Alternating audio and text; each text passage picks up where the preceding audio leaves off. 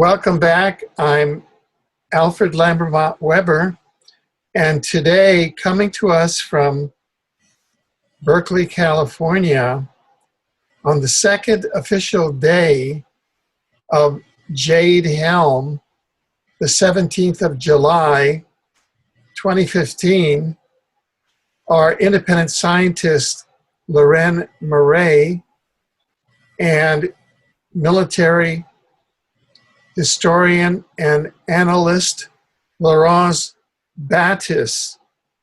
Welcome, Leuren and Laurens. Thank you. Hello, Alfred. Good to see you again. Well, this is actually an impromptu program in a way, because we had a program planned which will be broadcast in the future on an update on the global radiation issues and how that is being used. However, we have some exclusive on-the-scene reporting. First of all, the larger context of the Jade Helm operation, which of course is the first half of then the second half, the September 23rd to 28, 2012 false flag operation with Pope Francis Bergoglio, Barack Obama, the US Congress, and then the United Nations, where the post-2015 development agenda, some people say the first phase of world government, is announced. And where this Jade Helm might be sort of the shakedown cruise. So we have that in this program. We'll be unfolding the larger context, and then we have some exclusive military operations that are taking observations of military operations that are taking place in the Bay Area. 10 states. I'm sorry? In 10 states. Yes, correct. But I mean, you personally as reporters are reporting and telling our audience how troops are being deployed in Oakland, California on Jade Helm. And that's very important so that people get a sense of exactly what's happening. So without further ado, we understand that Jade Helm 15 is in 10 states, and I'd like to turn it over to you, Leuren, and to just begin to guide us through. Well, Jade Helm, this is the 15th exercise. It's been carried out around the United States in various regions. And this time it's stretching across the southern border of the United States, from California to Florida, and many of the states in between that are on the Gulf of Mexico or the Baja California, the Mexican border, and I believe that Utah, Colorado, Arizona, New Mexico,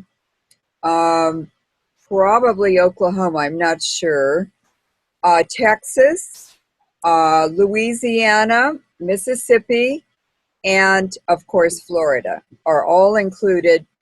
And basically what I've seen is that 2,500 military personnel will be involved, which isn't that many to spread across that many states, maybe 250 in each state, but they will be in plain clothes. And their purpose is to observe the public, mingle with the public in plain clothes, so most people won't recognize them, and to do surveillance, to test different technologies, artificial intelligence, to do mind reading with their very advanced technologies. that were developed during MK Ultra at many University of California campuses, and especially in the San Francisco Bay Area, which includes Stanford University, UC Berkeley, UC Davis is also included, and Stanford and the Stanford Research Institute are connected directly to Tavistock and Chatham House in England. So this is a very, very important node in the North American network where these programs were developed for the purpose of subduing humanity through very advanced technologies. Some are part of the Tesla research, and this is an astounding, very frightening, very, very dangerous time now for humanity. And we're doing these programs because so few people are really aware of what's happening, and probably a lot of the military personnel involved don't fully realize what's going on either. So that's kind of a summary of the overall program.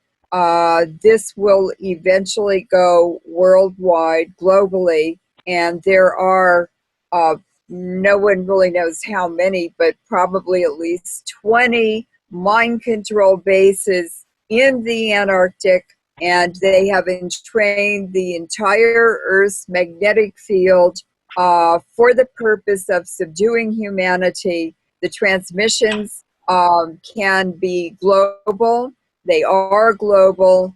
And of course, this was all set up and tested secretly by collaboration between the Soviet Union and the United States governments, who were supposed to be enemies during the Cold War. Well, that was a cover for continuing to be the very best friends. And in that, they shared their scientific experience and knowledge and data in order to co-develop this enslavery of humanity. So that's my summary.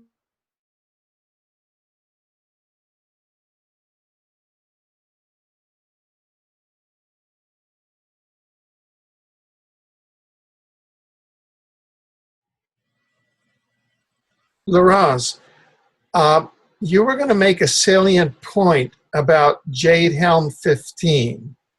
Over to you. Well, it's the concatenation that this would be the 15th.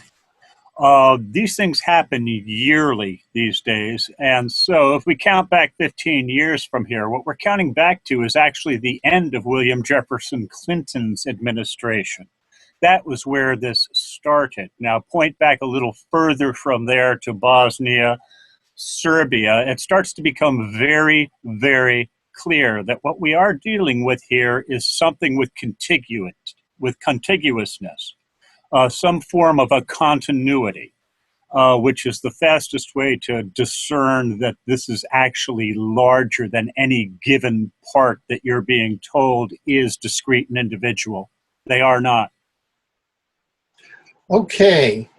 Now, over to you, Leuren, because when you were introducing us to the overall concept, there was one phrase that jumped out at me, one term. You used the term mind reading. Do you mean that they're mind reading 350 million minds in America technologically? Well, their goal is to be able to read everybody's mind in the world and have complete, instantaneous access and records on everyone, on what they're thinking, what they're doing, all of their very personal information, It's all in huge databases, which they have instantaneous access to.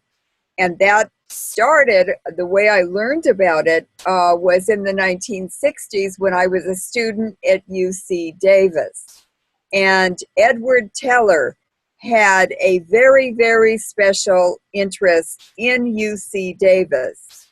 And he had a mini UC Davis facility or mini campus built on the grounds of the Livermore Nuclear Weapons Laboratory.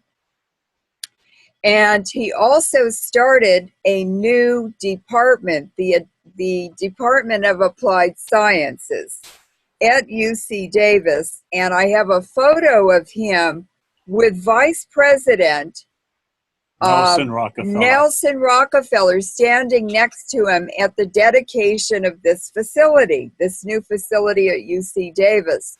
Why would the Rockefellers be interested? And what was this new facility for? Because there was a lot of brouhaha around it, so it must have been very, very, very important. And having been involved with the Stanford Research Institute, you're familiar also with this program. But in an old peach grove, probably starting in the 1950s or even earlier, the University of California at Davis had a secret monkey colony far from the campus, where some of the students worked at part-time jobs taking care of the monkeys. And this was the early animal studies to develop mind control for humans. And so we're now 75 years later, this program has now been adapted for human application. They were able to control the animals. They made the monkeys climb up and down with transmitted orders. The monkeys had the top of their heads cut off and wires coming out of their brains. And algorithms or mathematical languages that gave commands to the monkeys' brains that completely controlled them and overwhelmed their own inclinations or their own brain function could be controlled remotely by human beings with this new technology. And the students who worked there would come and talk among the other students about what they saw there. So that applied science facility that Nelson Rockefeller and Edward Teller were so interested in was where the animal studies were adapted for human application. And these were tested on humans, on young children who were kidnapped and raped in Livermore, on North Livermore Road, in an old farmhouse that is still there. It's still being used. And you can see the Livermore Nuclear Weapons Lab up on a hill overlooking this horrific experiment to entrain and control all of humanity. There was a huge field of antennas, ground antennas, in a special array around that house.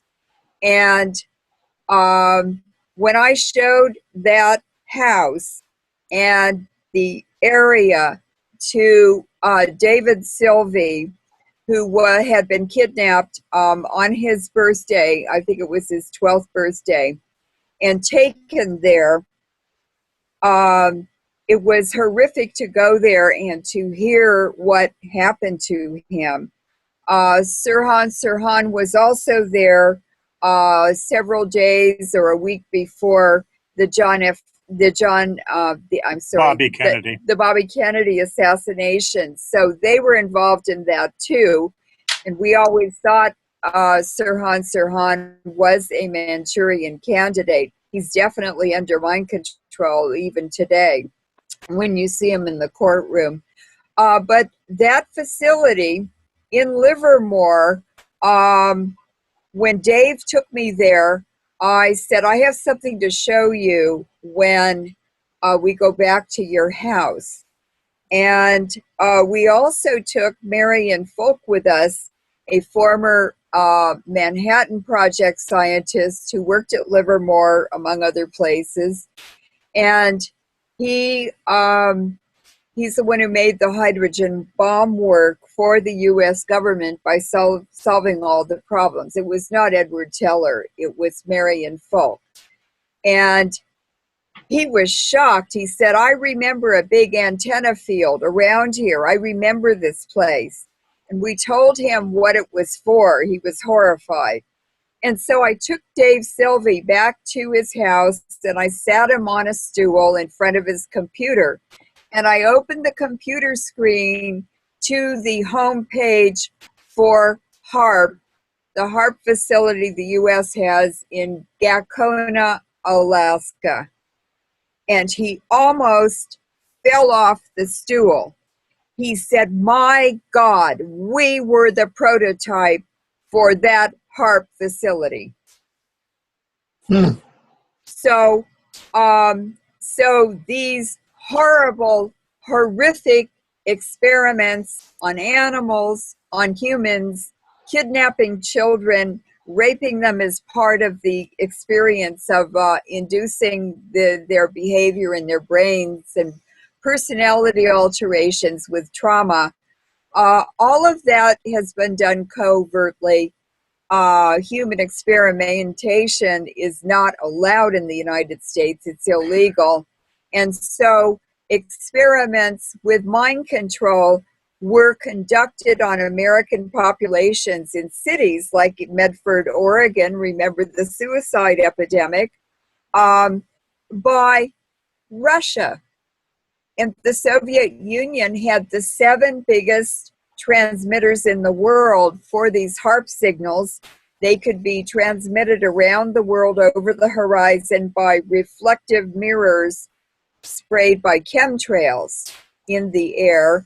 And these electromagnetic mirrors or chemtrail patches, lenses, mirrors, reflected the radar transmitted for HAARP from the facilities in Russia and bounced them back to the ground to a receiver. They would be transmitted to the next set of mirrors and then down to the earth, the ground again. And so by doing that, bouncing these are line of sight transmissions.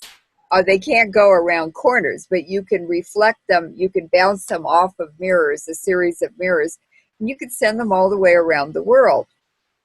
And so a very famous experiment, which you're aware of, and it was reported in the newspapers and everything, was in the 70s when suddenly overnight in Medford, Oregon, a large number of people between 12 and 20 committed suicide overnight. And that signal was transmitted from Russia, from the Soviet Union. Now, where these 2 beams, they have to transmit 2 beams from different antennas, and where they cross over a city or they cross over an area in the brain is where that command or that information is transmitted into people's brains or into a population. They have pinpoint accuracy. And they have this technology in many sports stadiums in the United States now. And when the people in watching the games get excited and they start rioting or whatever, the cops just turn a switch and turn it on, and it completely calms down everyone in the stadium. The rioting stops, and then they just quietly, in a very subdued manner, walk out to their cars and drive off. And conversely, if they want to create a sports riot, as they did here in Vancouver, yes, when the Canucks won the Stanley Cup, Right. they can do that. We also had very anomalous 4 goals in the opening minutes of the World Cup women, where the U.S. women's team scored 4 goals, including one from 54 yards out. It kind of went, boom. Wasn't that kind of a video game? To me, it looked like a video game. Yes, and remember this happened in the Olympics in England when suddenly the British Olympic teams started winning many more gold medals than they had ever won before. And I watched these events, and I could see, for instance, a Chinese athlete. She was in, what's it called when they do the gymnastics, and she was slated to win. And I saw her just land flat on her back or flat on her face right onto the map of China that was painted on the floor. And she had the most shocked look on her face that I've ever seen. And I said, that's got to be HARP. And remember the the America's Cup yacht race in San Francisco less than a year ago or 2 years ago? It's going on 2 now. Yeah, 2 years ago, when Larry Ellison, who owns Oracle Computers, suddenly he was his yacht team was very, very behind the New Zealand Kiwis. And just on almost the very last day, all of a sudden weird weather patterns started happening, and the wind was whooshing in and out of the Bay Area every evening like we'd never seen it. And suddenly Arctic cold air was coming in full of moisture, and it would rain the next day, and the yacht race would have to be stopped. Yeah. And so these technologies are not just being used for warfare or for mind control. They're being used across the board on the battlefield and in the classroom and on the UC campuses. And the students are being trained how to use it as covert agents when they go out into the adult world and into commerce or banking or whatever field they end up with a professional career in. And they're saboteurs. They're assassins. They assassinate people's careers. They assassinate their computers. They assassinate businesses. It's horrifying, and these are invisible signals. Nobody knows it's happening. Under normal circumstances. And of course, you can measure it with special instrumentation, but not too many people know how to do that. But they're changing the world with this technology, and they're changing our genetic makeup. They're changing the chromosomes on our DNA. This is a master global plan that has been in the making for over 5,000 years by these ancient Iranian bloodlines, aristocratic bloodlines and royal bloodlines. And it's hard to believe that any entity, any human beings, any or religion or government or culture could persist for 5,000 years. Each millennium, each century, moving slowly closer and closer to their goals using waveforms. And the Iranians always knew that science made money, and it always knew that waveforms, which are energy, are a very, very important mechanism for making money, for making changes, for changing humans without them even knowing it. So this is the war that we're in now. It's invisible, it's lethal, it's effective 100%, and it's almost impossible to counter it if you're not a scientist. Right, right. Just a small anecdote, because you were, well, I'll kind of hold that, but you were talking about taking this and then the building of an integrated international army. Is that? Yes. Yes. Would you like to? An integrated international army is Yes. presently being created. Yes. There are no questions about this. We had the Malaysian flight MH370. That demonstrated to us over in the China Sea where the integration was occurring, and it was occurring with every one of the Southeast Asian countries, which I also found interesting. And then we were treated to the Where's Waldo show, which was the pretend search for 370. It went into the water in the South China Sea, no questions asked. From there, we go over and we take a look at what's going on with the Ukraine and with the various different factors and factions that are in there. And this whole cauldron, it hasn't changed that much in centuries. They have always used this area, this Balkans area, this Eastern Europe, as a place, a petri dish, a melting pot, a place where they stage these social experiments with captive populations.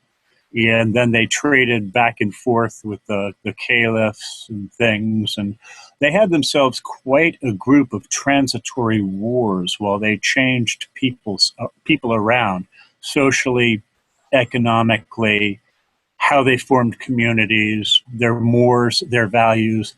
All of these things change every time that human beings go through one of these permutations, one of these upheavals. And that's the reason for having them. And technology does drive them. Technology is a change engine that drives through disruptive change and upheavals. It's how it's being used. It doesn't have to be that way, but it is. And so what we're looking at is that they're doing this and they're engineering it throughout the Balkans area once again. And we're having another set of Balkans wars, which is the classic way of getting everybody in Europe and everywhere else fighting. We also have another triangle besides that triangle, which I think of as the nameless triangle because it's changed its name so many times it's a joke. The other triangle is sitting over where north of India, I should say, and is where the Soviet Union, China, India, and the very eastern Eurasian countries touch. It's where they meet. Uzbekistan and Tajikistan, and those are where the ancient Iranian bloodlines come from. And if you take a careful look there now, they're opening up another front where they're driving ISIL, the London Theatre Company, I like to think of them as. They're driving that up into there in order to open up yet another wedge with that triangle. I call the Four Corners Triangle. Right, right. Leuren,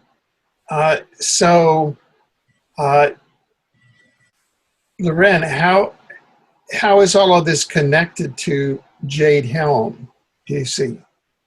Well, what they're doing with Jade Helm now is they're studying the population and the population's response to the technologies that they're applying. And so each time that they do another exercise, they've analyzed and processed the data, compiled it from the last exercise, and then they redesign or they finely tune the experiment for a new iteration. And so as it moves forward, it started small, just in regions of the United States with certain targeted populations. Now it's a whole series of states. It's a whole large region of the United States. A lot of it is around the borders of the country. And And they are now applying it in other countries as well. They're using it in Europe. They're the worst demonstration, the most egregious one, is the Ukraine, which is it's just a horrific horror story right now.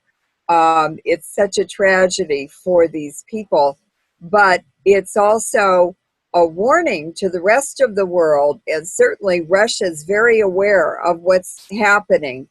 And this will proliferate into other countries, other regions, and what they really want to do is to create one world government with no sovereign nations and no sovereign citizens, and there will be no ownership for ordinary people. They will own nothing.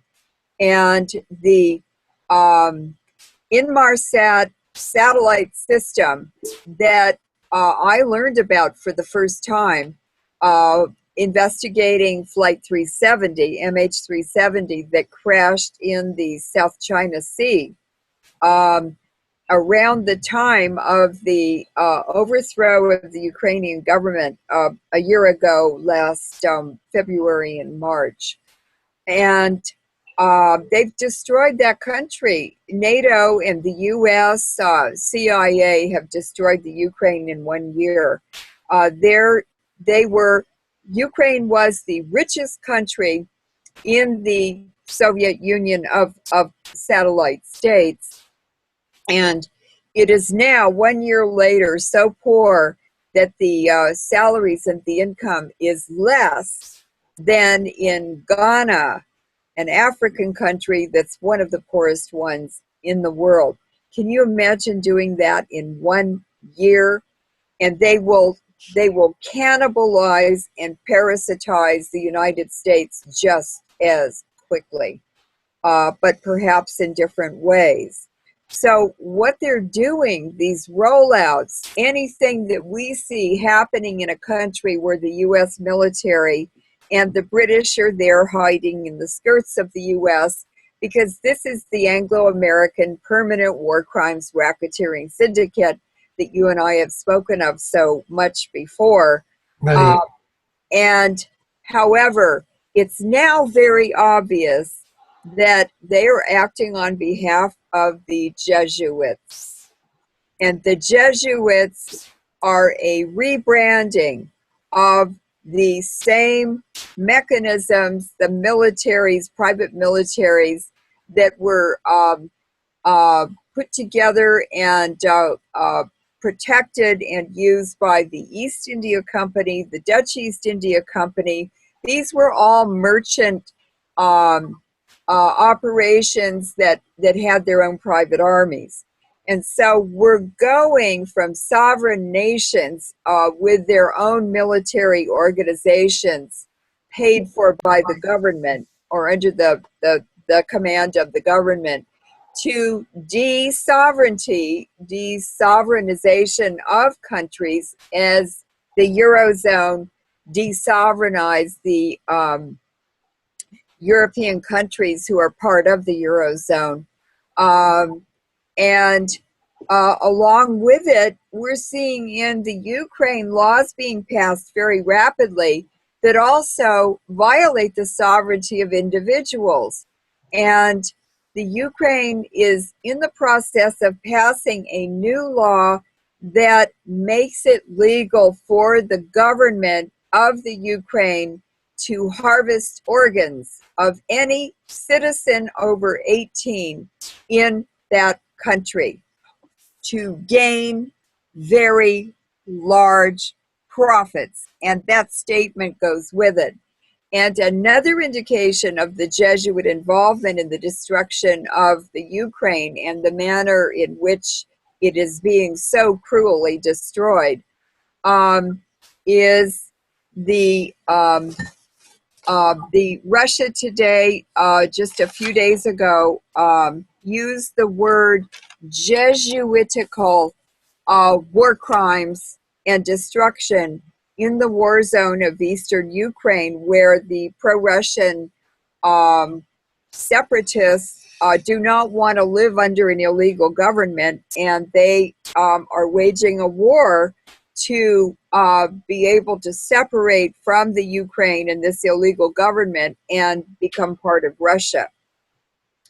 So the desovereignization of states or governments is really bad, but along with it goes the loss of sovereignty and the protection from the government and the courts and the military of all the citizens in those countries. And they're just harvesting people. They're harvesting people's accumulated wealth. They're just looting and stealing it all. It's very, very systemic, and it's the third stage of the Jesuit minuet. And there are 3 stages to the Jesuit minuet: embrace, enfold, extinguish. And they do that over and over and over again. In the 1800s, the European countries were finally fed up with them after, I think they were formed in the 1500s by Fidel Castro's ancestor. Fidel Castro is a direct descendant of Pope Paul III, who was Alessandro Farnese. Farnese is an Iranian word. And the Farnese family, Fidel Castro's family, started the Etruscan Empire. They also started the Parthian Empire, the first world empire in the world, the Persian Empire. And they left Persia and they moved into eastern Turkey, into Cappadocia. And from there, they moved into Eastern Europe, Romania, Moldova, Czechoslovakia. They're all over that region, all around the Mediterranean. And they finally settled in Italy and built the Etruscan Empire. How did I discover that? Well, I looked at some sculptures, Etruscan sculptures. There is not very much artwork and historic and cultural relics left from the Etruscan Empire. But I saw a sculpture of a lion in bronze, and I said, that's Iranian. That's an Iranian lion. And I started looking more and more, and I found all the evidence and even statements by the Farnese family in a book that a Danish woman wrote about them. And they're very proud of it. They boast about it today. Yeah, we started the first 12 flagship cities of the Etruscan Empire. And then we razed that, and we built the Roman Empire. And Castro, the word Castro, is an ancient equestrian, nomadic warrior term for the Roman era, even before the Roman era. But in the Roman Empire, the Castro in Rome is where the Praetorian Guards were kept with their horses and all their equipment and big walls around this compound. And the Castro was where the guards who protected the Caesar lived. That was their residence. And Pope Paul III, Castro's great-great-great-great-great-great-great-grandfather, actually built a military base for a beautiful villa, the Farnese Villa, Villa Farnese, 50 miles north of Rome. Everybody should go and see it. And that was built because he started the Jesuits.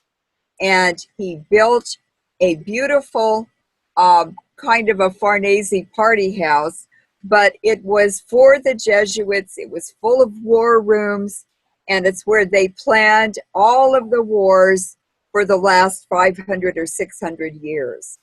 And when I started seeing ancient Persian, Zoroastrian symbols and artistic motifs and elements all over Washington, D.C., in the federal areas, even in the painting of President George Washington, in the halls of Congress, in the Senate, and in the House. I saw these ancient symbols of a Persian. They were ancient Iranian tribal symbols, and then I learned that the Farnese family in the War of 1812, they burned down the new capital of Canada one day, and they burned down Washington, D.C.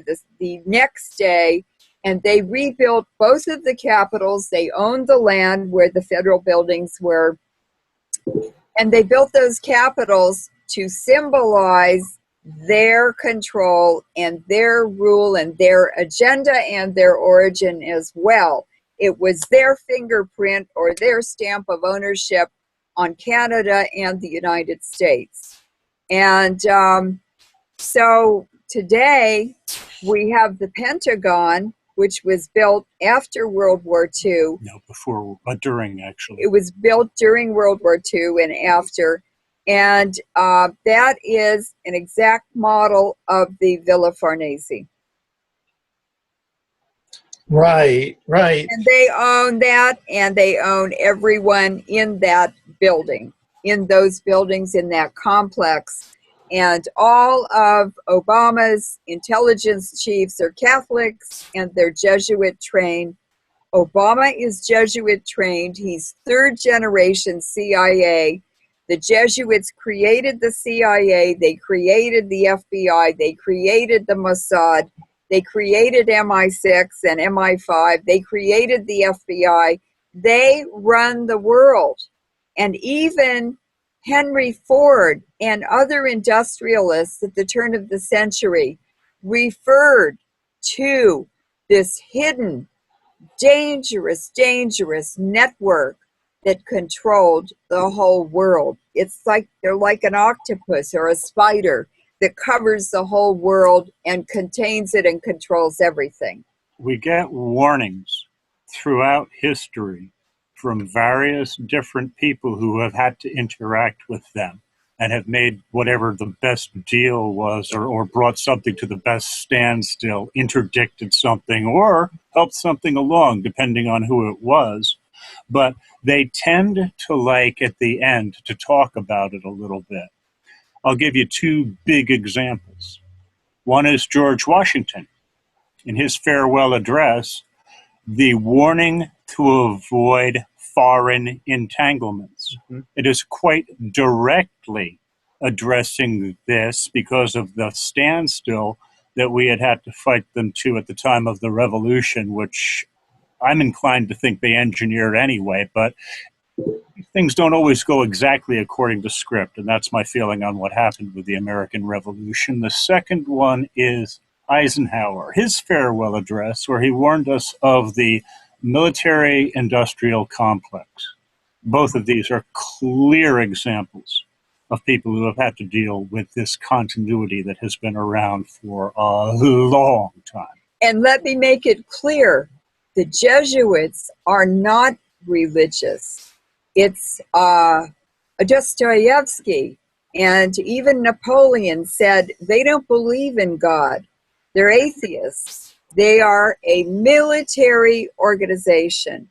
And Loyola, who started the Jesuits with the encouragement of the Duke of, Francis Borgia was a Spanish Duke. And his family was intermarried with the Farneses. They're all intermarried with my family, the Bourbon bloodline. So I learned a lot of history that I didn't know about before. But they are also the popes of Rome. They're Iranians. They wear the little red slippers. The Pope wears those red soft slippers. Those are Central Asian traditions. The Pope of Rome wears the papal tiara. It's that big beaten felt egg-shaped domed hat with ornamentation on it. That's Central Asian. The Shahs of Iran, the Qajar Shahs and the Shahs before them all wore that. And women who are the women who lead are or I should say the dominant woman or the leading woman in those Central Asian tribes wears a big domed hat also, because she's the mother of the tribe. She's the she does the oversight for the tribe and advises the men and even picks the brides for the shahs. And these the woman is the most important part of any breeding pair, because everything is inherited and goes through the female line. And it's also because the mitochondria and other components of the human body are inherited from the woman. It's not from the man. And so they know in breeding horses and camels and other animals that the female is the most important part of the breeding pair. It's not the male. It's Western civilization that somehow screwed up the good practices that keep a tribe healthy and keep a culture healthy and it guarantees survival. The Western countries screwed that all up and they have it all backwards. Right, right. Well, bringing this, let's say that this Jade Helm seems to be one of the first modern, big-time, visible Jesuit operations It is. in America. I mean, after 9/11, would you kind of concede that? The McCarthy era hearings speak to it. The question is, which side of the street was Joe McCarthy really on? And that's the question, actually. There are many, many things that point to it. Woodrow Wilson, if you take a careful read of that guy's presidency, it's all wrong.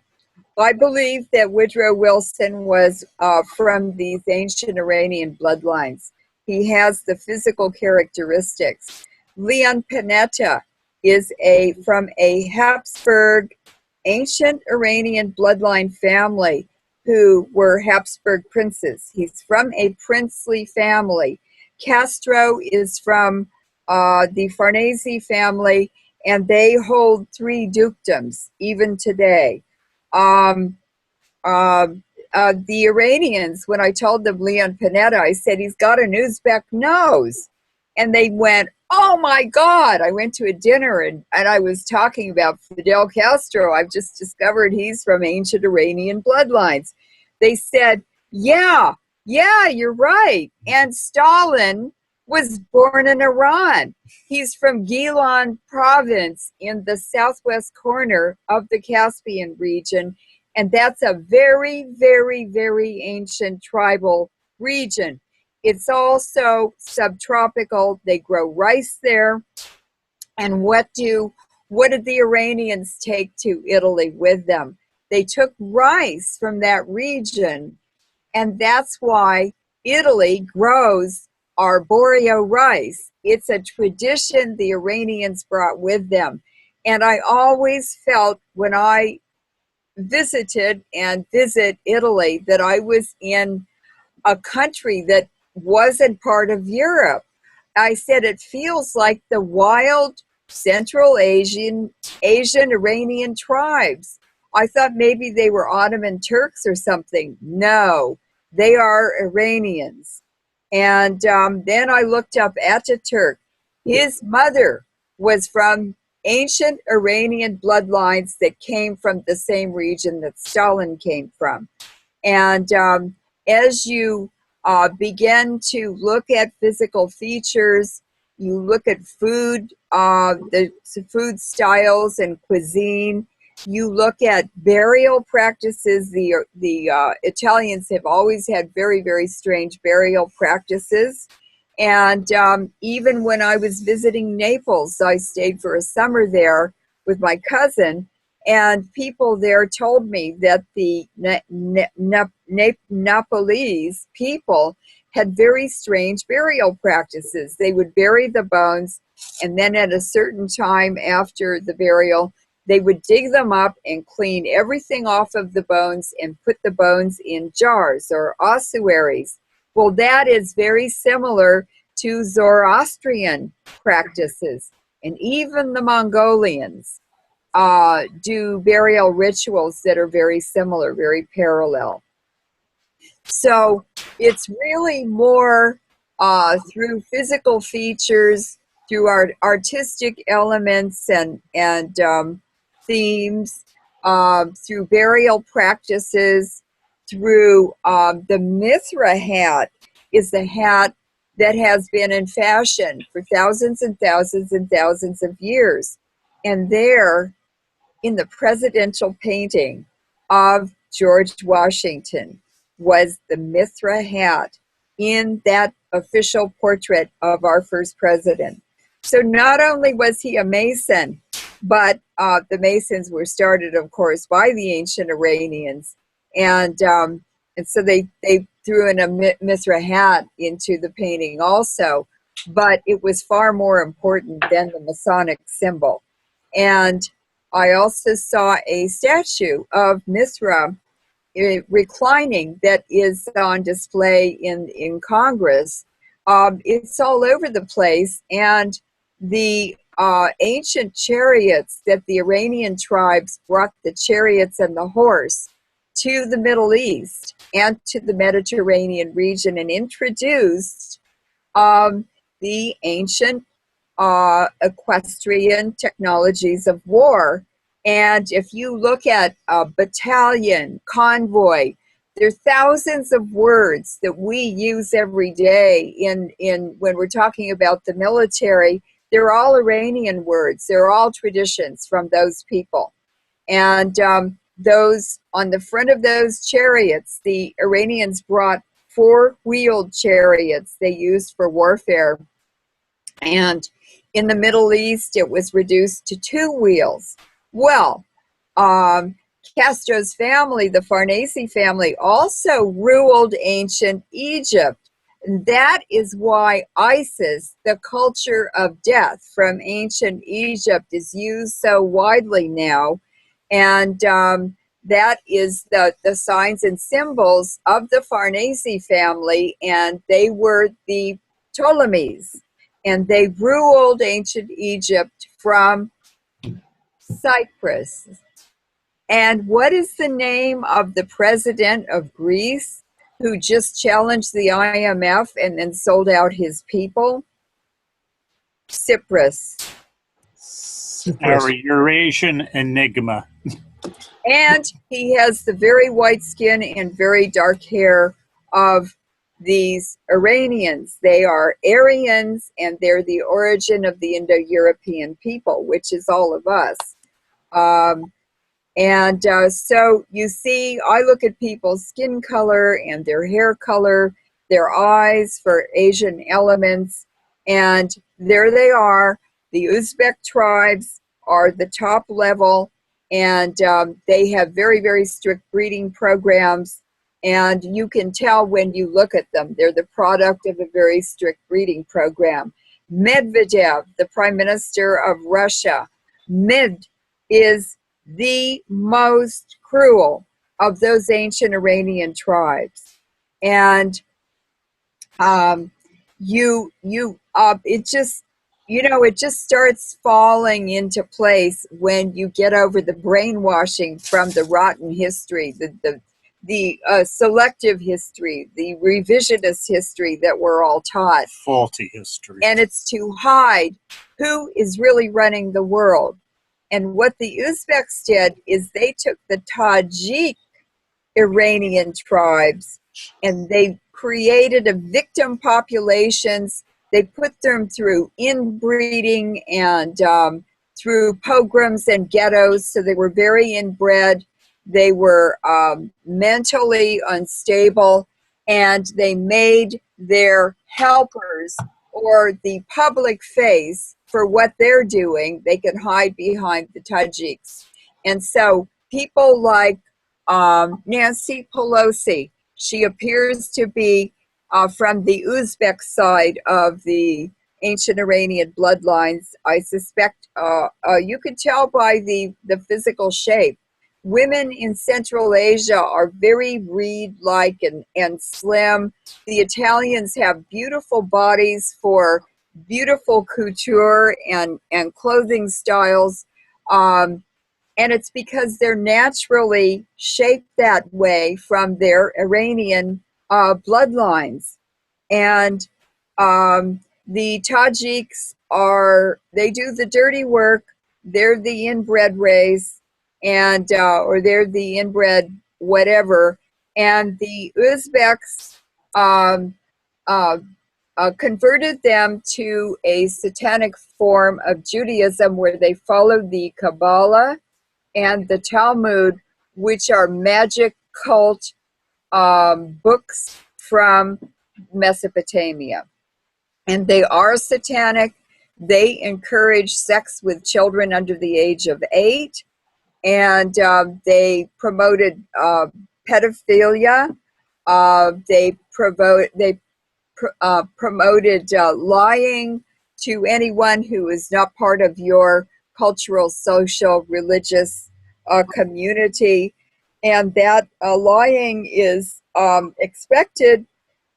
And they take an oath, the Kol Nidder, I believe it's called the Kol Nidder Oath, once a year, where they take an oath to lie to anyone who is not of their cultural community that will benefit them and damage the enemy, because everyone who's not part of their community and their religion is the enemy. And does not please God. Yes. Right. Now, let me quickly just kind of segue up to the current Jesuit operation, Jade Helm, and up to Oakland, California, Thursday, July 16th, I believe. Larry, you observed some Jade Helm military operations, and as a military historian, could you describe what you saw? I have been going out and taking a walk around noontime. When I say take a walk, I'm a long distance kind of a guy, and I know Oakland very well. I moved down there in 2010 just to get to know the place, and so I know what it should be on the ground. I've also worked in the past in these facilities doing things like computer updates, that variety of thing for the headquarters of Kaiser Permanente. I'm very familiar with what a Kaiser Permanente employee is. I've seen every stripe of them. I'm also very familiar with what a military employee is, as I've seen every stripe of those as well. I encountered 3 days ago 2 gentlemen who were together, walking in tandem, giving appearance of being a part of Kaiser, and they weren't Kaiser as far as I saw. What I saw walking and quacking was definitely military. The pair of them were not using their eyes in a normal fashion around me either, because I wasn't using my eyes in a normal fashion around them. And the way that they were using their eyes also told me that they had some military in their backgrounds. So between those two things, I'm thinking I may have actually seen 2 of the 1,500. Time will tell.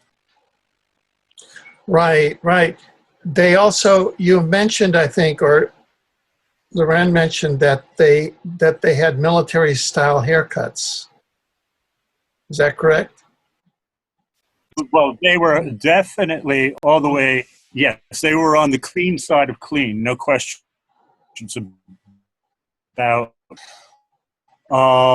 Granted that there are many Kaiser employees who also fit that profile, but not the posture, not the walk. There's a million little things that you see if you've been in the environment. How old were they?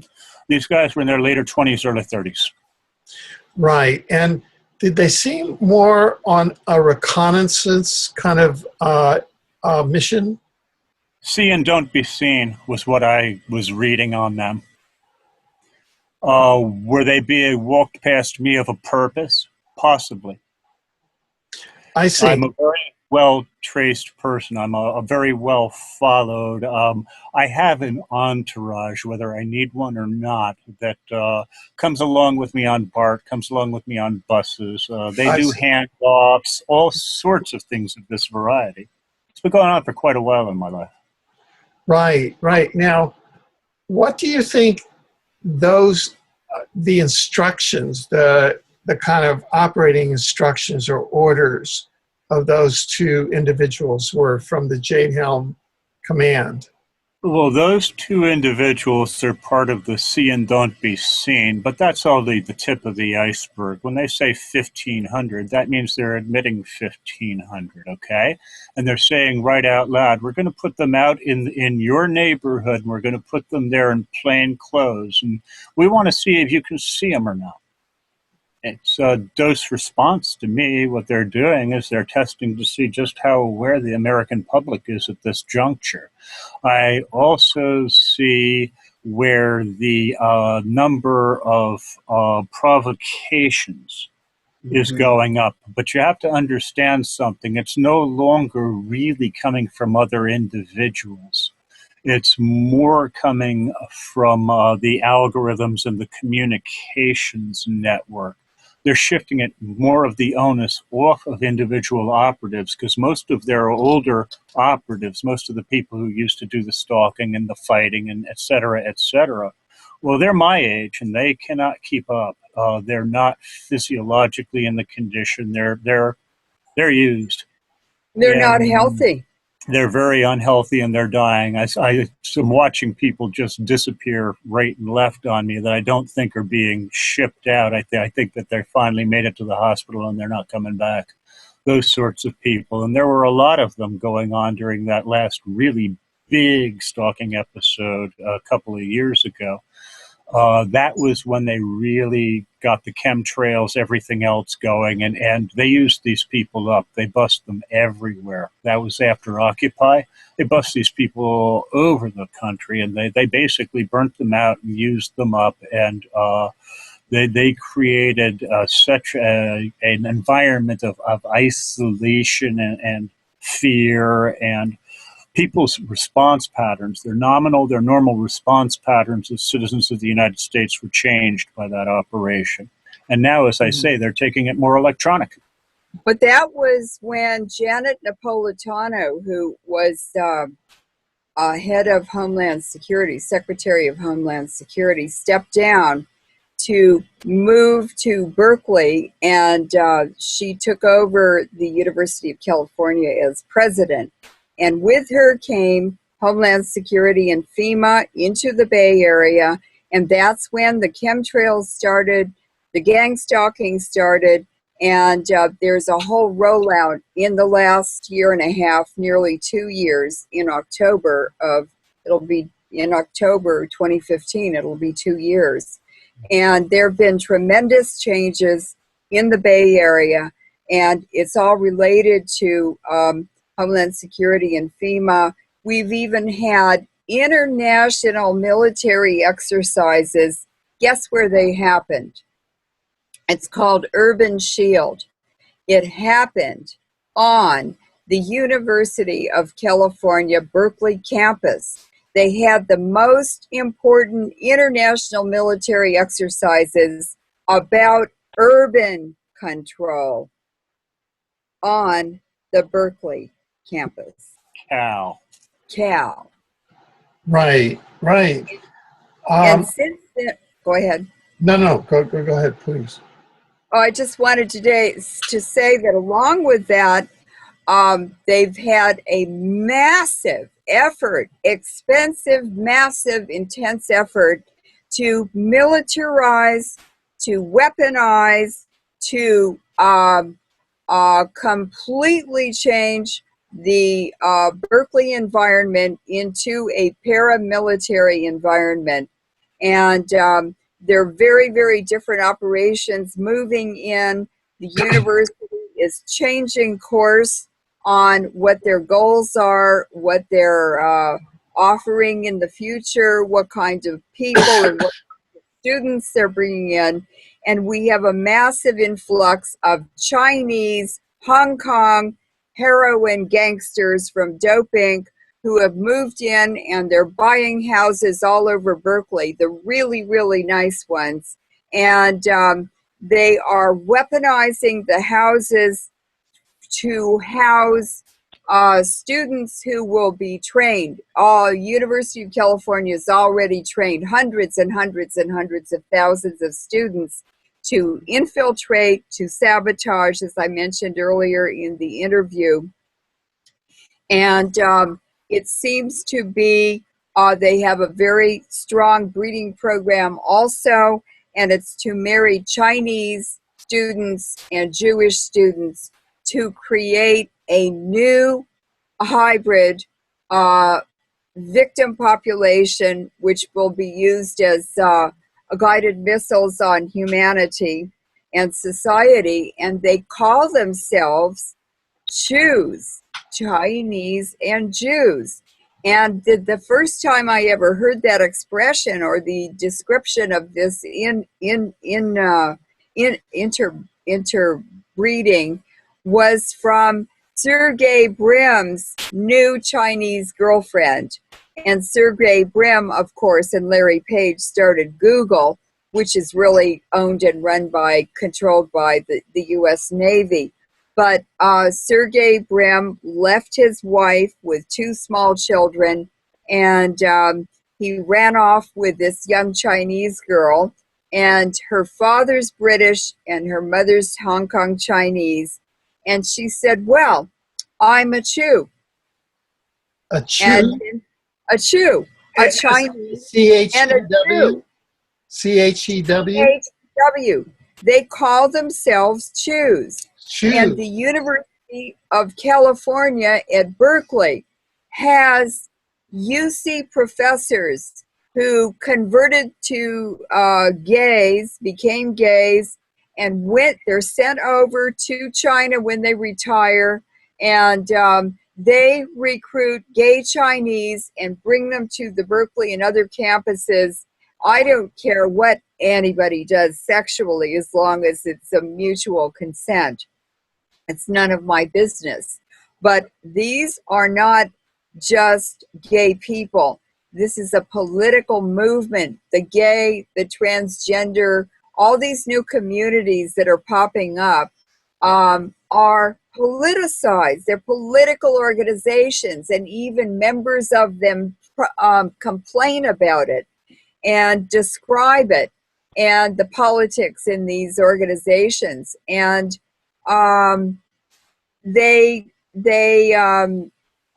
they're used for a purpose and exploited, and it's really very sad. It's very sad. These create... Just a moment. And most of these people have gender problems or confusion because of the effects of ionizing radiation from bomb testing and nuclear power plants and the wars in Iraq and Afghanistan. All that uranium is aerosolized and it's boiling all over in the atmosphere, all over the world. It's completely globally mixed in 1 year. And uranium is a very strong estrogen disruptor. And it is causing the feminization of men and the masculinization of women. And so this is another victim population that has been created chemically from radiation exposure, and it's not their fault. And Queen Elizabeth owns $17 trillion in uranium holdings. That is her personal investment because she supposedly owns the mineral rights of all of the Commonwealth countries and other territories. But in fact, when I was researching for our interview today, I discovered that after William the Conqueror took the Normans and the Northern Europeans and conquered England in 1066, England was absolutely bankrupt 1066 to 1199. And when King John became king, he owed so much money because of that debt he inherited as king when he became king to Pope Innocent III and the Vatican, that he was forced to sign the Treaty of 1213, where he surrendered his entire kingdom and the mineral rights to the Pope. And that treaty was signed October 3rd, 2013. And he tried to 1213, I'm sorry. And so then what followed, the English kings were so egregious and greedy to the English people and the English nobles that they forced the King of England to sign the Magna Carta in 1215, 3 years after the Treaty of 1213. And then, of course, after that, the secret Treaty of Verona, which we've talked about so much in 1822, was established and signed by the Jesuits in order to reverse the Magna Carta and to reverse the rights of people and sovereignty of people. And of course, that was written to destroy the U.S. Constitution. And something like 5 U.S. presidents were assassinated or attempted assassinations in the period between 1815 and Lincoln's assassination in 1865. Right, right. So the Jesuits went to town to destroy America, and we are now we went through the embrace and fold stages of the Jesuit minuet, and we are now in the extinguish stage. So let's go back to the scene of the crime, to Jade Helm, to Berkeley, Yes. Oakland area, to yourselves as the personal witnesses reporting to us, the viewers. And Larry has just given his report. And Leuren, you know a great deal about what they've done to the infrastructure as part of this Jade Helm, both the external infrastructure and the internal infrastructure.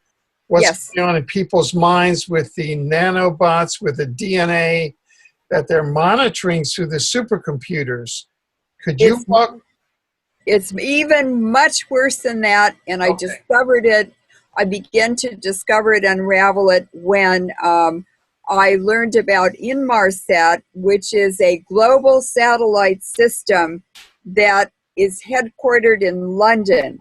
And the Inmarsat satellite company took over all of the media control of the whole international mainstream media right after MH370 crashed. It was actually shot down by the U.S. Navy during exercises in Thailand with 25 other militaries from other countries.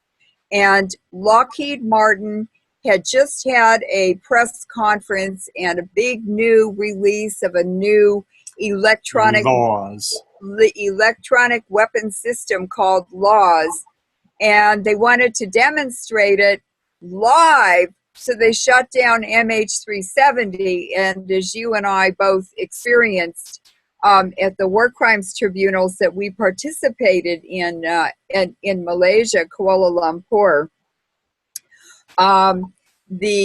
we also realized that MH370 represented the pride and the modernization and the creation of the Petronas oil company that our friend, former Prime Minister Mahathir, Tun Dr. Mahathir, created in Malaysia over a 22-year period. And only royals had ruled Malaysia up until that time, and his own party removed him from office and they put another royal in. So this means that it's the destruction and the balkanization and the harvesting of his hard work to give the people of Malaysia a decent life and to share the natural wealth of Malaysia, the minerals and the oil deposits, with the people to benefit their lives. And of course, the Jesuits are behind this. That plane, MH370, was shot down, I discovered with a lot of research, in Singapore airspace. And Singapore had jurisdiction over the search and rescue and the investigation after that plane was shot down. And Singapore was artificially created by the British and the US, taken from Malaysia, and created as the headquarters of the Anglo-American Permanent War Crimes Racketeering Syndicate in Southeast Asia. So who did it? It was the Anglo-Americans again. And then just a few years later, MH17 was shot down. It'll be the anniversary, first year anniversary in August. MH17, another Malaysian Airlines flight, was shot down over the war zone in the Ukraine. And that was during an exercise, international military exercises in the north part of the Black Sea. And it's called Sea Breeze. And the U.S. had a special satellite for observing rocket launches and impacts of rockets. That was parked over the war zone during the, and it's still there, to observe the shoot down of MH17. And there were also Americans on the ground. I believe they were Marines, and they were there manning the communication posts on the ground when MH17 was shot down. A fighter jet, a Ukrainian government fighter jet, shot the plane first and took out one engine. But a plane can fly from here to Africa on one engine. They just don't fly as fast. And that didn't crash the plane. It slowed it down.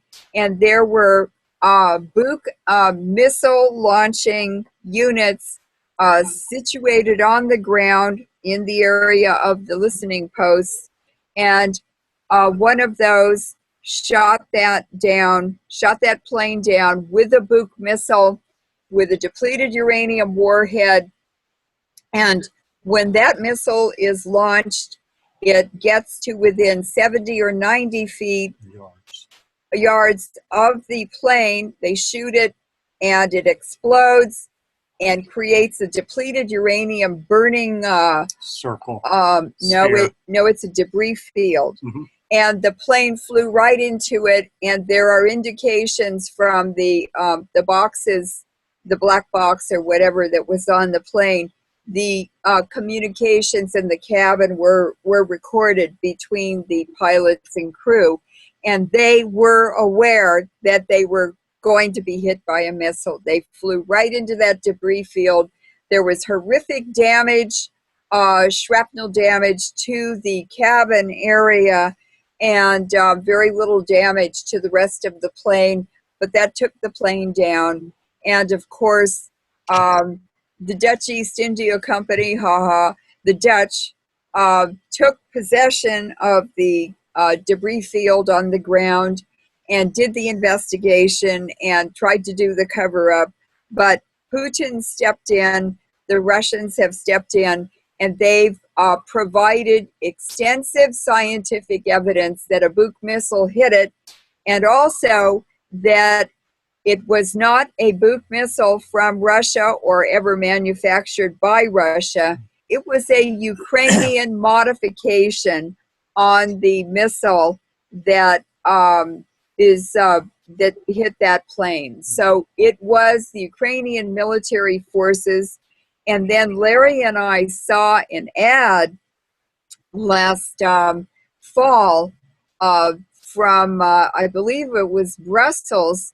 It was a $5 million reward for any information leading to the identification and prosecution of the perpetrators who shot that plane down.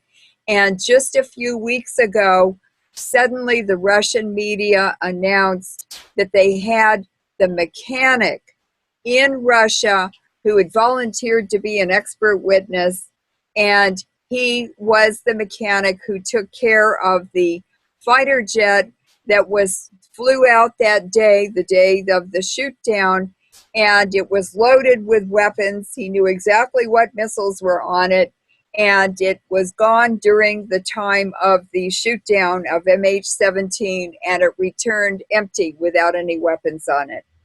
So he is testifying, and now we'll see more and more evidence and witnesses and information come out. And there is now a tribunal that that has been proposed in the UN, but Russia is opposed to that. They want an independent party because the UN was created by and for the Jesuits. And as we have observed with past tribunals, they are suborned, they are infiltrated, and they are used for other purposes. In this case, even Dutch experts have said a tribunal will mess this up. It will not improve any investigation. The Russians have already provided the bulk of the evidence as far as what actually happened. What they need to do is take this to the International Criminal Court and have an actual, real trial. They do have the real evidence. They do have the real perpetrators. They know what's going on. They have the satellite photos. They have the same situation for the human rights violations of the Ukrainians, and a caseload of 170,000 has been fully prepared and is in the process of being transported to the World Court as we speak. From we'll Russia. See what From they Russia. do with that. But all of that is to the tune of, what, $5.8 billion, which comes out to roughly $300,000 per individual, which for what was done to them, for the depleted uranium, for the atomic weapons, for the neutron bombs. Wait a minute.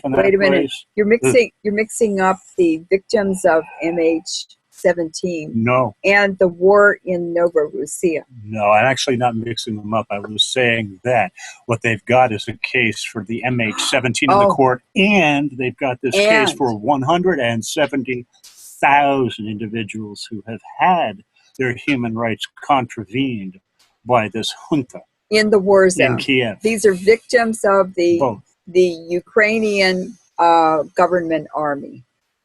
Well, how does this scenario in the Ukraine relate to the U.S. and Jade Helm? Well, let's go back for a second to the Magna Carta. This was the establishment of human rights post Dark Ages. This is where habeas corpus comes from, which is the basis of all Western law. Okay, so now that we're talking about foundation stuff, on the flip side of all of this, we have a constitution-free zone being declared in the United States as if that's constitutional. The whole point of that being that they're in the contravention phase now. They did actually announce that habeas corpus was optional. It is not optional. It is the foundation of all Western law. Either it's there or it isn't. So if it isn't there, then they're not legal. That's all there is to that. But what's actually happening? Well, you're up sitting on the mineral pie in Canada. And they've pretty much spent the United States as far as resources go, besides some of the finer resources, which they'll continue mining, no issues. What they've done with the United States is they've basically split it in half. It's known as the NAFTA highway. It transits the center of the country, so does the Mississippi. They're pretty close to each other. It's running from Canada down into Mexico, where it takes a trip both to the Caribbean and to the Pacific. Now, these are going to be where things are shipped out. The things that are shipped out are going to be coming from Canada. They're going to be funneled down into this NAFTA highway, which is going to have large gauge railroads, all kinds of things on it for getting things through in a hurry. It's going to be there to just move things because they're on their way out of this country and North America, actually, and going to the places that are being built now, which is, it's China and Russia, and it'll go in from the east side and the west side. They'll continue supporting Europe for a while, but Europe's basically being collapsed here. The United States is being split in half. They've declared constitution-free zones essentially along the borders for 125 miles. Now, understand something about population demographics. 85% of your population lives inside of that 125 miles between the ocean and 125 miles inland. It's where they live. So this actually covers the bulk of the people. Now, the people out in the heartland are uncovered, and they're uncovered because they're isolated. They're too geographically spread out, and that makes them targets of opportunity, and they will be rolled up. They are being rolled up as things are being driven towards the urban areas. So what you'll have is the heartland, which will essentially be an agribusiness center. You'll have the NAFTA highway splitting it all. They did actually go ahead and put underpasses under it. That wasn't in the original plan. I'm sure they'll fill them in later, no issues. It's meant to split the country in half, flat and simple, and it's meant to take a funnel, put it on Canada, and move all of those materials down towards the equator to where they could be shipped east and shipped west. Well, it's for the NAFTA highway is like a funnel for the minerals that are going to be mined and timber and everything in Canada, and it'll be shipped down the NAFTA highway. But that traffic is two ways, so what else is it for? Well, I investigated the NAFTA highway with a woman in Texas. I met her, through my activities, and she saw some of our interviews on the internet and contacted me.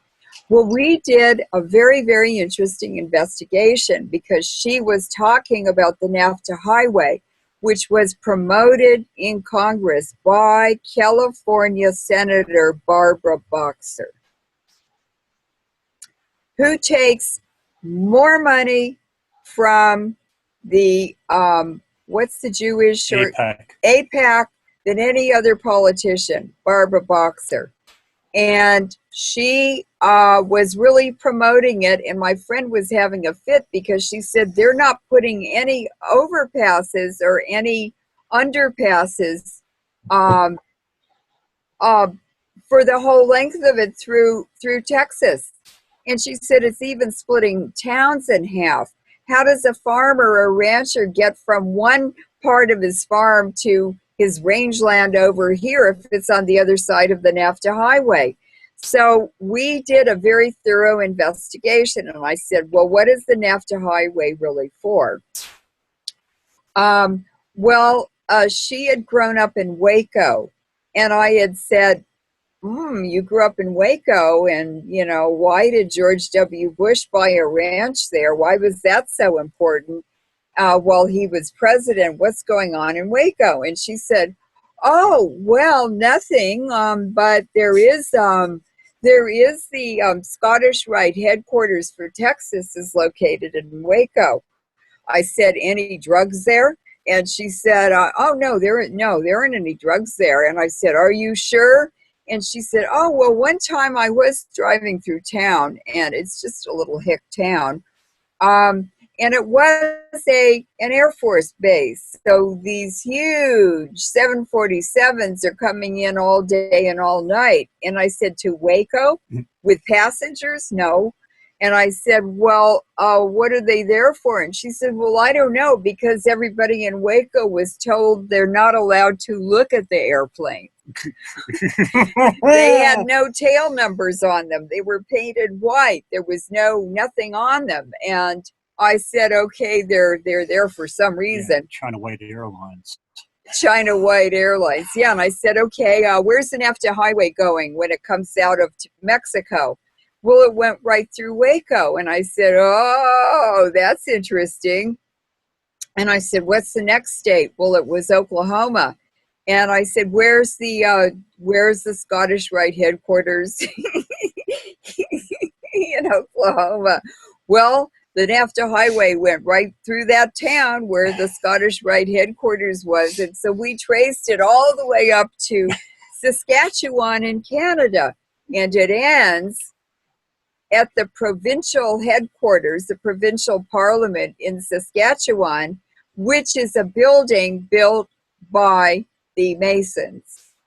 And that's the end of the NAFTA highway. So it's a drug route. It's for heroin coming through Canada from Hong Kong and then down right through the heartland of America with this fairy basket of white dust for everybody who likes it. And then also it comes up from the ships that stop in Mexico, bringing it over from India or Hong Kong. And it's China White heroin. And in Arkansas, the Mena Airport was built by President Clinton when he was governor, and his grandfather is the former Rockefeller, who was governor of Arkansas. His mother was the illegitimate daughter of that governor. And so President Clinton, when he was governor, built the Mena Airport, and it's in I'm not sure what the zone is exactly called, but the federal government and no law enforcement can have any jurisdiction in that airport. And so these planes are flying in from Hong Kong and parts of China and probably India or Burma, Myanmar. And they're delivering China White heroin to the Rockefellers through the Mena Airport. And it's being done to pay off the loans the Rockefellers made to the Chinese government to modernize China. And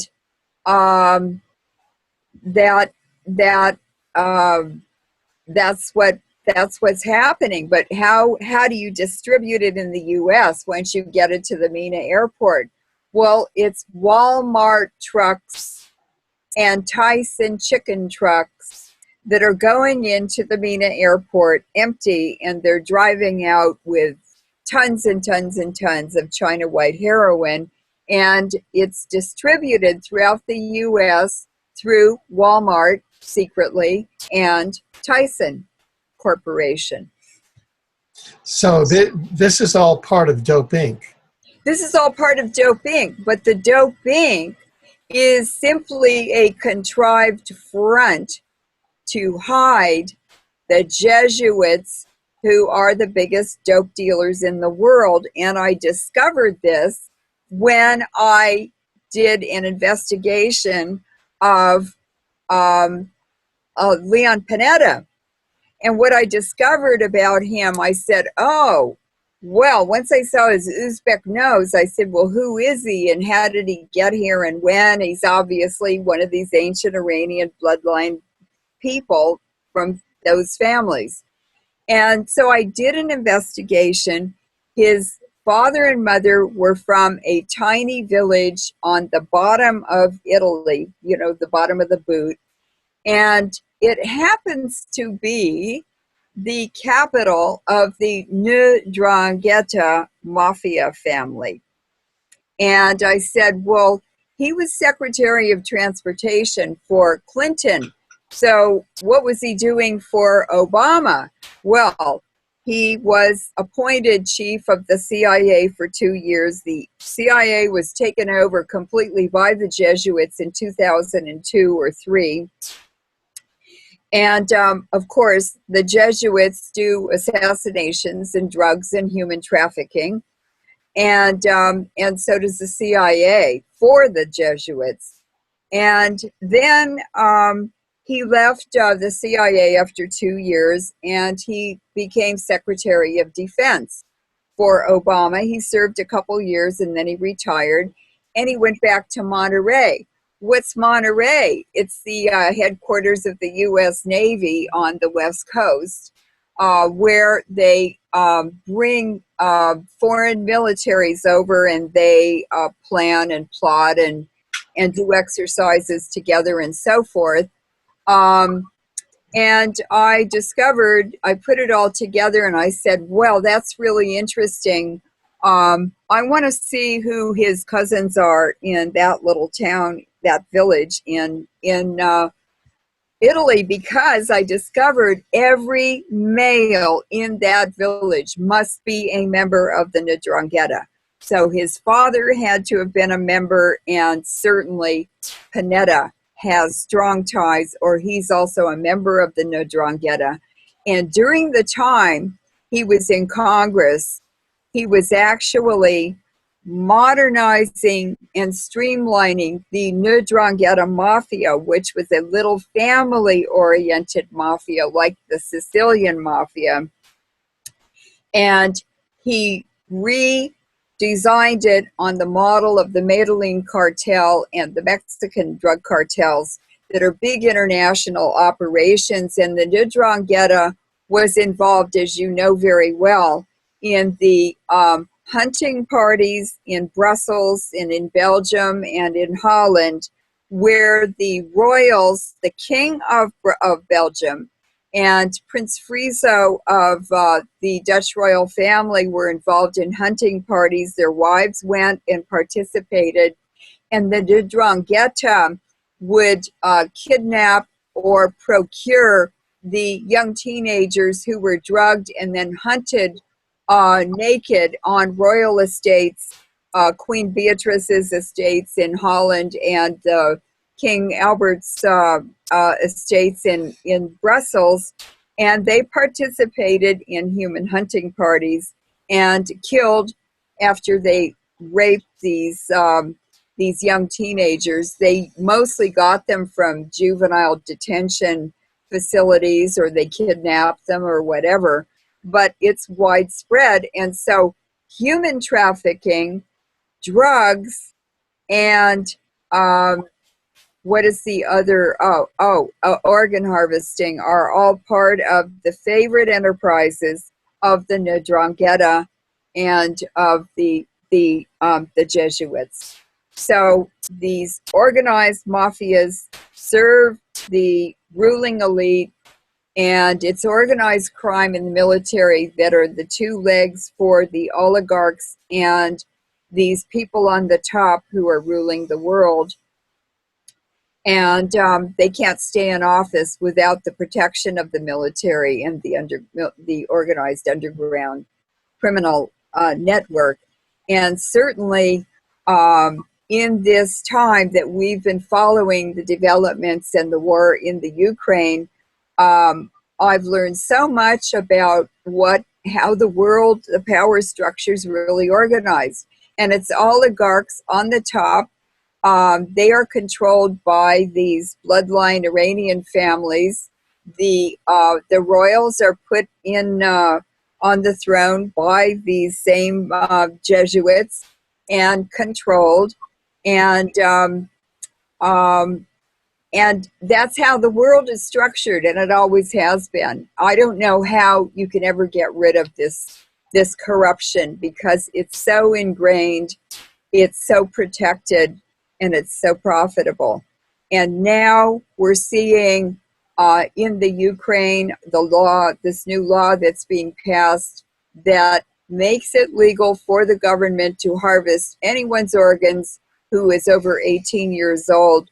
And we have parallel developments in the United States. There's heavy organ trafficking going on in the U.S. Native Americans have told me about bodies they found all over reservations, thrown out of cars in remote parts of the reservations. And they've been cut open and all their organs have been removed. It's happening on the battlefields in the eastern Ukraine, the oligarchs have a list of names of people they want their organs harvested of specific enemies of theirs. And these lists have been found on the battlegrounds in their camps, along with complete medical records of each victim. And this was they're getting $6 million a pound for organs. And this was all last season. Okay, this was 2014. This was when Poroshenko was proposing the president making criminality legal so that there wouldn't be any crime. Yes. And Kolomoisky was coming in with his freaking shopping list. This stuff was all in presets. They got the medical records. They've got everything else that they need from their social setting and their situation. Becoming the government gives them complete access. So at that point, they filled in any blanks that were missing, put their lists together, and went out while this whole war was happening over in the eastern Ukraine, and they harvested the southwestern Ukraine for organs. Southeast. Right. Southeast. You know, yeah, okay, it was south and further west from the eastern section. Yeah. Now we're beginning to come to the end of this segment. So I have one more thing to say. Yeah. And this is talking about what's happening in the Ukraine and what's happening in the U.S. that's parallel, and it is all characteristic of Jesuitical activities and practices. Now, why did that war start, and why is the U.S. so interested in the Ukraine? Well, Monsanto, Cargill, and what is it? Archer, Daniel, Midland, Nestle. There's many multinationals. These three agricultural corporations are Jesuit owned, and they want all of the farmland in the Ukraine. The Ukraine is the largest country in Europe. It feeds all of Europe. They own Monsanto and all of the GMO. They are very involved in genetically modified foods and crops and stuff. And geography. That is Jesuit. That's one of their big activities because it's a poison. And they are using poisons to genocide and depopulate. They always have. And so they want the farmland because 35% of the black soil in the world is in the Ukraine, because for millennia, for billions of years, millions of years, the ice ages and the interglacial periods have washed very, very rich soil and minerals across the Ukraine into the Black Sea. So this is accumulated soil of billions of years, millions, hundreds of millions of years. It's very, very, very rich. And the other thing that's in the Ukraine on the eastern side and the western side, which is now the western side is becoming destabilized too. They want to get out of the Ukraine. They want to get out of all this criminal activity. They want to be part of Russia. And these two areas on the east and west sides of the Ukraine, and also around Crimea, they're very extensive oil and gas and also coal deposits. In just a little to the west of the war zone, there are iron deposits, coke deposits, and everything they need to make high quality steel. So it's a big, big, big industrial plum to pick and privatize to make huge profits and benefit from. The oligarchs do that, and that's what makes them so rich. But they work for the Jesuits. And so when the war in the Ukraine culminated on February 8th in a part of the war zone called Debaltsevo, the Ukrainian government troops were trapped in a cauldron. there were more than 11,000 who couldn't get out. They were running out of food. They were running out of ammunition.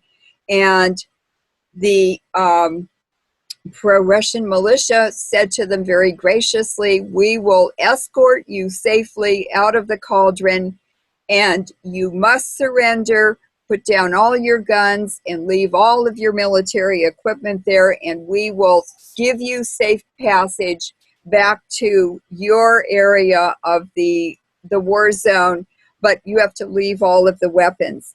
Well, all of the battalion commanders, the generals, all of the leadership had abandoned all the men, 11,000 men trapped in that cauldron, and they'd gone back to Kiev. They just left their men there to be turned into hamburger.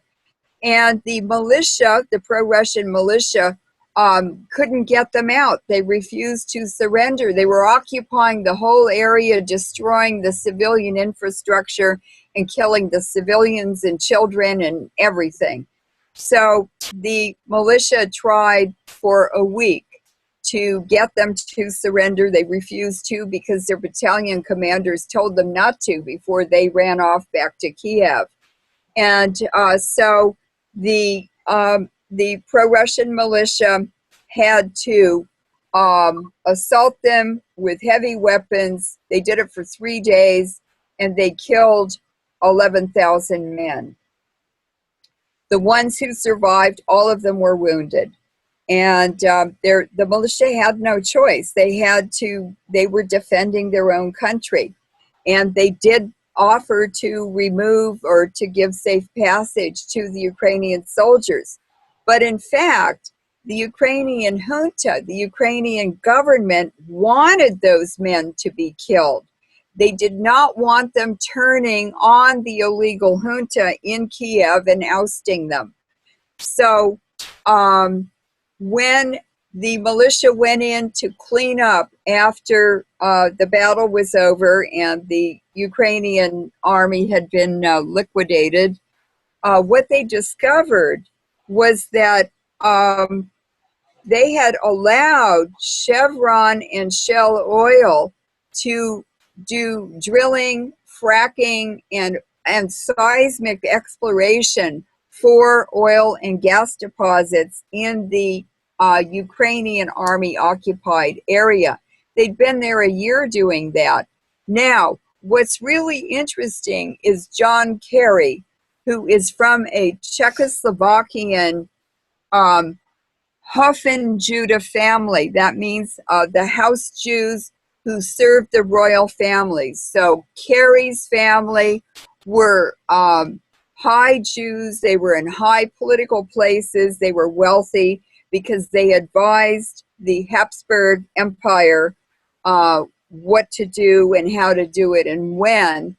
And it's John Kerry's son who has a roommate who was on the board of directors for Chevron Oil Company and the Kolomoisky, the oligarch who was the governor of the area, who owned Privat Bank, and he was getting money, huge amounts of money. The Kerry's son's roommate, for being on that board of directors, and also lots of information. So Kerry had an indirect vested interest in that war zone continuing to be a war zone because he wanted the money. You can believe he got a cut of the mineral rights and everything, profits. And Royal Dutch Shell also had fracking and drilling exploration contracts in the war zone. And that may be why there were so many Dutch citizens on MH17 when it went down. 2/3 of the passengers, at least, were Dutch.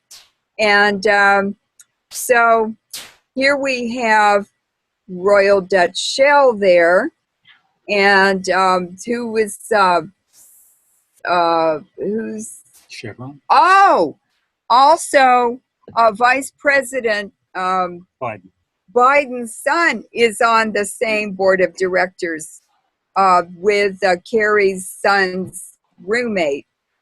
So the Vice President of the United States and the Secretary of State of the United States have personal vested interests in that war zone, the war continuing. They want the oil and gas payoffs. So there we have these Jesuit-trained people involved in our government who are profiting from these wars. Hillary Clinton made hundreds of millions of dollars as Secretary of State. No Secretary of State in the U.S. has ever traveled as much as she did. Well, guess what she was doing? It just came out in the news. She was selling protection to countries all over the world, especially in Central Asia, protection from the U.S. government harassment and so forth. And that went in, of course, into the Clinton Foundation. No taxes paid either. And as a result, because Hillary Clinton did so much flying after the Fukushima disaster, she is so sick from radiation exposure. The whole air column up into lower orbital space is full of radiation. The planes are falling apart now. The pilots are dying. The passengers are getting sick. The crews are dying. And here's Hillary Clinton flying all over the world with her greedy pocketbook hung over her elbow and collecting money. And she's so sick now, I don't think she can really make it through a presidential campaign. She's got mitochondrial damage. She has no energy. She complains all the time about having to sleep all the time. And you see, the politicians don't escape the radiation either. And in October of 2014, nearly a year ago, John Kerry had 2 neutron bombs flown to Kiev and turned over to the Kiev junta. And they have detonated both of those bombs in the war zone, as well as a 10-kiloton Soviet-era Tochka-U missile with a nuclear warhead. 10 kilotons is half of the power, destructive power or energy released by the Hiroshima and Nagasaki bombs. And no one talked about it. And now the militia are being blackmailed. The pro-Russian people are being blackmailed. The military is being blackmailed to not fight back, not defend their territory, not defend their families and their people in the war zone. And you can see it on their faces. They're so demoralized. While the Ukrainian troops that are there in the war zone are destroying the whole infrastructure. They're destroying all of the Potemkin villages that were built by Potemkin, Prince Potemkin, for Catherine the Great of Russia in the 1700s. And the whole territory is being poisoned with depleted uranium. You can see the soldiers now. You can see the effects of uranium on them, as well as in the hospitals. The doctors are asking for heart medicine now for the newborns being born in the war zone hospitals. So you see, it's the politicians getting graft and payoffs and pieces of the pie that are keeping these wars going, that are causing these wars, and everybody gets a pocket full of gold coins who promotes that or pushes that, but it's the Jesuits behind all of it. And there it is, Russia finally saying all of the damage and the torture and the organ harvesting and the weapons used is very, very Jesuitical in the war zone of the Ukraine, and that is now spreading to other areas. The right sector Nazi volunteer battalions are now rebelling and against the president and the Kiev junta. They've gone independent now, and they're destabilizing the whole country. And not only that, today is the date of the default of the Ukraine government to the for the IMF and the World Bank loans. And that plan, where King John in 1213 signed that treaty, he traded nature, he traded all of the physical aspects of England for the debt he owed the Vatican, or the debt that England owed the Vatican. And the same thing is happening now in the Ukraine. The Kiev junta is appointing people who are taking out huge loans from the IMF and the World Bank. They're nuking their own people, which drives down the productivity. And these loans will never be able to be paid off, just as in the Eurozone. The Iraq and Afghan wars contaminated Europe with so much radiation carried on the winds and air movements that at the time that the IMF loans took off exponentially, they just increased faster and faster from compound interest and everything. At the same time, in 2007, the European population just started crashing, just like after Chernobyl. And so the productivity dives, the IMF debt grows, and they are mutually exclusive. You can't ever pay that debt off, and that's what just happened to Greece, Portugal, Spain, Italy. The Balkan states are all in the same money trap with the IMF, and what the IMF and the World Bank want is to trade that debt for their land, their physical territory, and that's the Jesuits making their one world country, one world government. So you see how the radiation drives the whole economy over and over and over again. None of these nuclear power plants should ever have been built. They're being used as a slow nuclear war against the people, against humanity. None of these nuclear weapons should ever been developed. They're using them everywhere to increase profits, to drive the value of the dollar up. Every time the dollar starts dropping, oil prices drop. So they just go in and do another false flag with nuclear materials. It's 9/11. It's the Iraq-Iran war. It's the Vietnam War. All these wars are all drugs from 1946 on. Every major false flag, every war has always been linked to nuclear materials. Right. And it's all about depopulation. The Jesuits are about genocide, human trafficking, depopulation, as you can see, other things that I've mentioned and talked about today. And it's just a template that they pull out of a drawer in the basement of the Vatican or in the catacombs, and it's just a plan for another war, which they just recycle and recycle and recycle. And it's nothing personal, Alfred. It's just another industry like making shoes. Well, yeah. Now, we've come to the end of this segment, and it might seem like, you know, we've reached the end of the world. And as I've written elsewhere, and it's beyond the scope of this program, and Albert Einstein said, you can't solve problems at the same level the problems were created.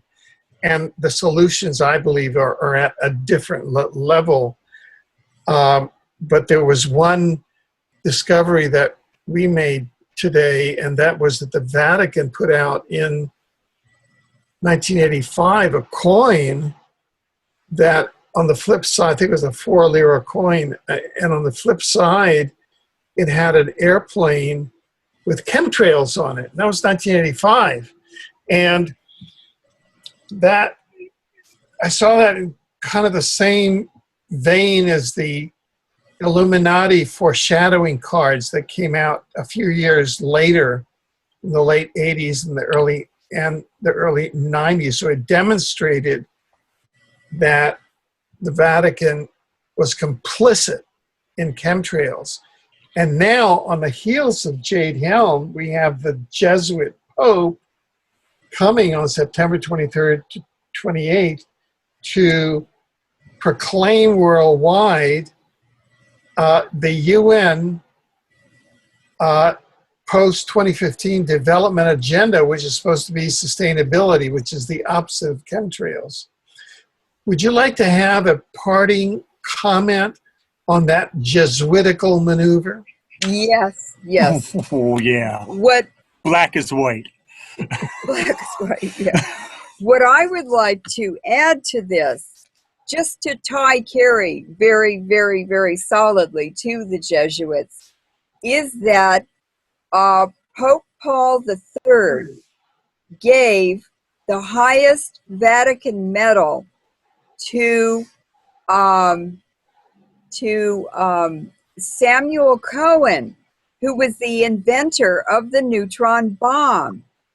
And so if that wasn't for the Jesuits' benefit, then what was? And it's John Kerry who gave two neutron bombs to the Ukraine a year ago in October, and John Kerry's already used them on the Ukrainian pro-Russian militia to blackmail them into allowing the final roll-up of the people, the territory, everything, total scorched earth policy in the eastern Ukraine. And there's Kerry in cahoots with the Vatican and the Jesuits and the neutron bomb makers. It's do you see how it all fits together? It's just a package deal. It's a package deal. Just a quick technical note. I think you said Pope Paul III. Pope John Paul the Second. No, you meant Pope Paul VI, right? Or was it Pope John Paul II? John Paul II. Oh, sorry. Okay. Yeah, he's the one who gave the highest medal to Sam Cohen. Okay. And Sam Cohen was sitting there. He's this little shriveled physicist, you know, and he sort of had his hands together and wire rimmed glasses, and he's got this Vatican medal. He's in a box he's holding in front of him, and he said, "Well, oh no." The journalist said, "Well, why did you invent the neutron bomb?" And he said, "Well, in another time and place or something, I might have thought twice about doing it, but basically I just did it because I could." It was just so nonchalant.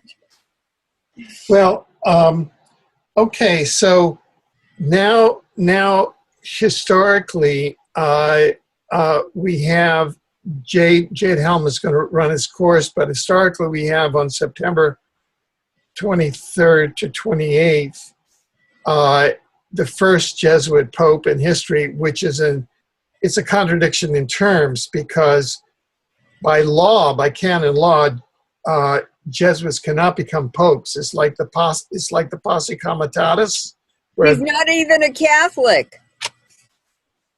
Bergoglio? He's not even religious. Bergoglio, right. Yeah. But Jesuits cannot become popes because it's like the military becoming the president. It's like, right. It is a coup d'etat, and he does not wear the papal ring. He does not live in the Vatican, and there is a satanic pope who's already there. So there's all kinds of deception going on. However, since you have made the Jesuits a specialty, we would like to invite you either, right before or probably right after the Jesuit Pope comes and gives his global benedictions, for the first time speaking to the Congress, and then speaking at the UN. And this is on Yom Kippur, and it's the 49th year. This is all very special, and it's a tetralunar eclipse. This only comes once in 1,000 years. the last, no, really, this is not going to happen Yeah, no, I'm serious. I for have the been, next 1,000 years. So we're going to call on both of you for a very special program. You're going to have to get up on all this stuff, and so that you can give us, from your perspectives, what the Jesuitical meaning of all these configurations in the Holy of Holies. Jesus said in Matthew 24, when you see, you know, the abomination in the places holy, flee for the mountains, or whatever, etc. So we're going to invite you back. We'll talk about whether before or after or during, to really give the interpretation, because after that, it's the post-2015 development agenda, which observers are saying is the first implementation of global government, which means global depopulation, according to in their terms. So we want to thank you for bringing us again sort of the cold hard facts. And But I have a statement of hope at the very end. okay, please come with the hope. Well, we've talked about a lot of things. It's frightening things. It's unprecedented. It's unimaginable. But it is reality.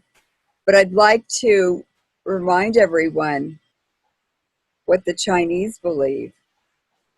And the kanji character in Chinese for disaster is also, the meaning is opportunity. Because when you break things down or break structures apart or norms or whatever, it gives an opportunity to do something better. So we'll all have to take a very hard look inside of ourselves and decide who it is that we really want to be, what it is that we really want to be doing with our lives, because it's time to make those decisions now. And it's not external things that make you who you are and make you happy and make life worthwhile. It's your internal life. And turning inward is a good thing. Pain is a good thing. It means you're growing. And people shouldn't be afraid of the truth, afraid of feelings.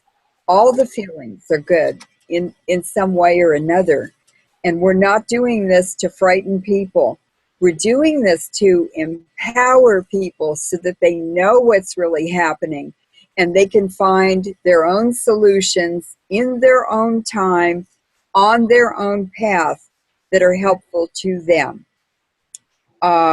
So I just want to thank you, Alfred, for all the interviews we've done together. I know so many people have watched them and listened and benefited from them. And I'm looking forward to the September interview. Thank you, Alfred. Thank you very much.